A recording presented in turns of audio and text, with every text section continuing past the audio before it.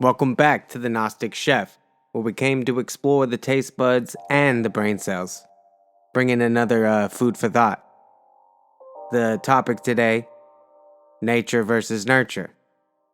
The differences being your biological disposition and those that are nurtured into what they become. Just the idea alone, if you were to leave someone to their natural condition, depending on their environment, their set of circumstance may differ from yours. Biologically, you two could have the same exact sets of biologically, you can both share in the similarities of muscle structures, height, weight, all of these things, but still differ dramatically when it comes to competition. Sometimes when you think of nurture, we think of maybe someone like taking you underneath their wing. That someone can be a teacher that you might not be ready for. This teacher could be too aggressive for you. You may not be ready to learn from said teacher. You may think that this teacher's angry. You might take what they say as personal attacks. And then therefore you can't take the baby out of the bathwater and you throw it all out.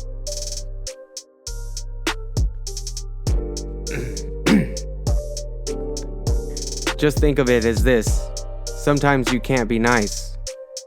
Sometimes, if you were to take a step back and look at your human form and what it does to the muscle when it wants it to be bigger and stronger, what it's doing on a micro scale is making micro lesions across all of these muscles, and that's what makes them grow bigger. Taking a step back, and if I was to observe, I'd be seeing an individual lacerating another piece or another entity, said muscle, over and over and over and over again. And that's somehow nurturing it and becoming better. So in this case, that physical pain is helping that thing grow. Nature will just allow you to do what you need to do. Nurturing is something that you could look at as grooming as well. People are grooming their children nowadays to become social media stars because the attention is more valuable today in today's currency.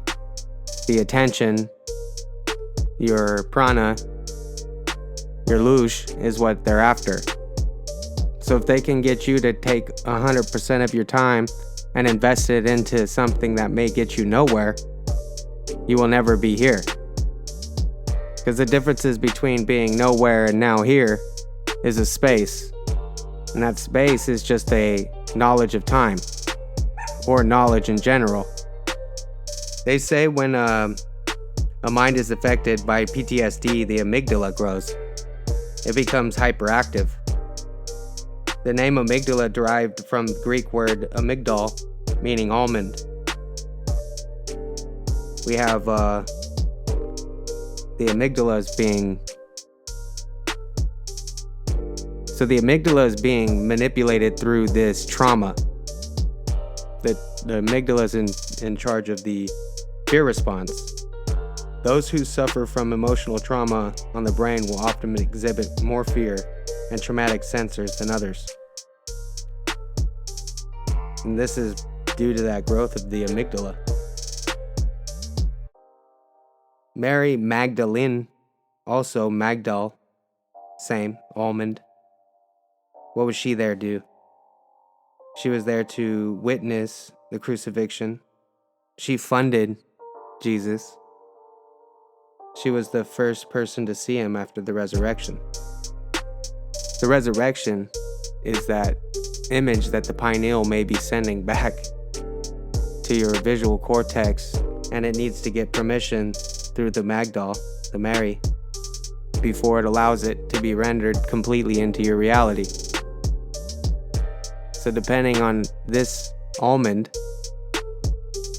will grant you the ability or the lack of ability to see what is in front of you. If you're not ready to see it, you're not going to. Seems like a pretty easy concept.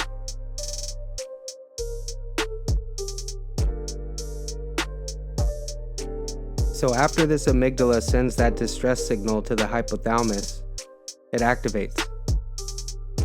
And that sympathetic nervous system, it's sending the signal through your nerves to the adrenals. All of these systems work collectively. Without them being in unison, or the universe, your organs play sound. If you don't have the proper sound, resonance, vibration, you can't play the right song. That song is one verse. The universe. Nature versus nurture, I don't really get too far into it. I feel like I need to have someone to talk to about it.